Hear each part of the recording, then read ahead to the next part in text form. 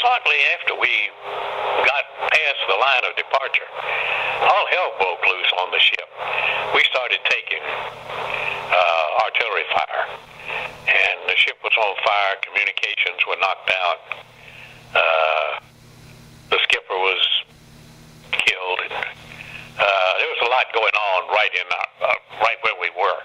All right, so tell me, if you can, tell me about what you just mentioned. So where are you when the ship gets hit?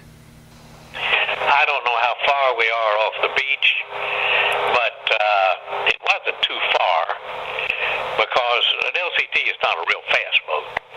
But it continued. The engine that ran the ramp, that allowed us to lower the ramp in the front, it was hit. The communications to the engine room even was blown out. And a fire had started on top of the gallery. Our guys on the deck had been hit. So all of that doesn't happen instantly. It takes time. And to try to take care of all that and administer morphine and all that stuff is... I know we hit the beach in that time. Now, none of the other ships in our wave got to the beach. They all turned back. But we were in such confusion that we didn't know what they were doing. And really, there's no way we could have turned back because we couldn't communicate. And it wasn't until we actually hit the beach in that kind of condition. We tried to drop the ramp, but it wouldn't go down. And so we had to pull off and leave. Fortunately, the ship was on fire. And I say that fortunately because I believe that the smoke is what caused the Germans to quit shooting at us. From that point on, I was trying to look for medical help, and that tried to get the guys out, to where we could get them to medical help. Some of the shells that hit us went through steel and exploded beyond us. When the first shell hit, where were you located? In the pilot house. In the pilot house, we had the quartermaster, the electrician who was our wheelman, an engineer who ran the controls for the motors, engines, and Nia Moses and me. When the shell that killed the skipper, Moses, when that hit, were you right next to him? Yeah. Actually, looking back on it, I think looking out of this, trying to see out of this pilot house, you have to look through slots. It's a quarter-inch steel box, and it's just got slits that you can look out of. And for some reason, I don't know what it was, maybe it was that he couldn't communicate with the ramp engine, he couldn't get it down. He opened the door on the port side, and he was behind the door, but his foot was outside, and the steel door was between him and the beach when a shell hit that door. And I was behind him, but in the pilot house. He was half out. Can you visualize that? Yes, sir. And he was killed instantly? No, unfortunately. He lasted probably an hour.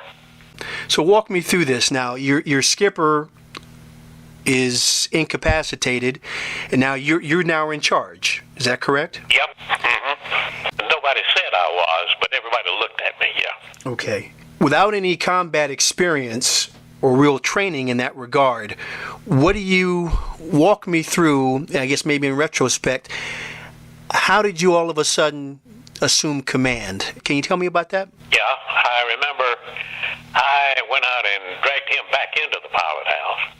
I guess in my mind quickly assessed the situation. We weren't going anywhere, and artillery was coming in at us still, so I stood up and told the motomac to put the engines in full reverse while I saw that some members of the deck crew climbing up to put the fire out. They had extinguishers. And so I backed it out and gave the orders to the helmsman to put a harder port and the engineer to give it full ahead so that we could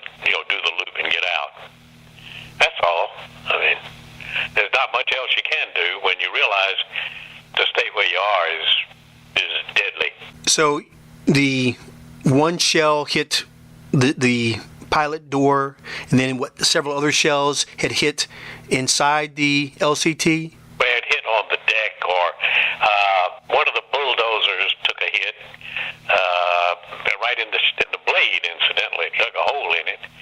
We must have taken some small arms fire, too, because some of our soldiers that were killed were shot.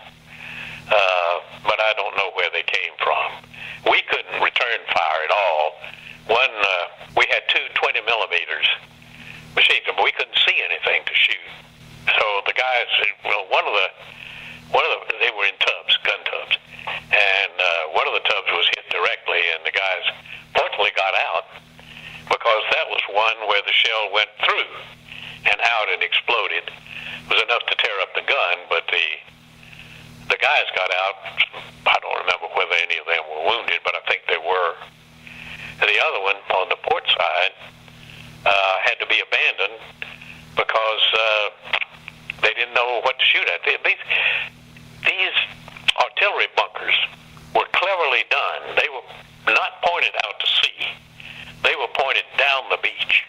I read that about the Germans in the Atlantic Wall. They didn't set the guns up to fire out to sea. They set the guns so they could fire down the beach from both sides, so they used fewer guns. Yeah, they wanted people caught in crossfire. And that's the way we were. And in front of each of the bunkers, there was a concrete wall, so that you really couldn't tell it was there. It was there to screen it visually as well as to protect it from artillery fire. And the way they finally got those bunkers silenced was for a destroyer to go in and actually go into awful shallow water for a destroyer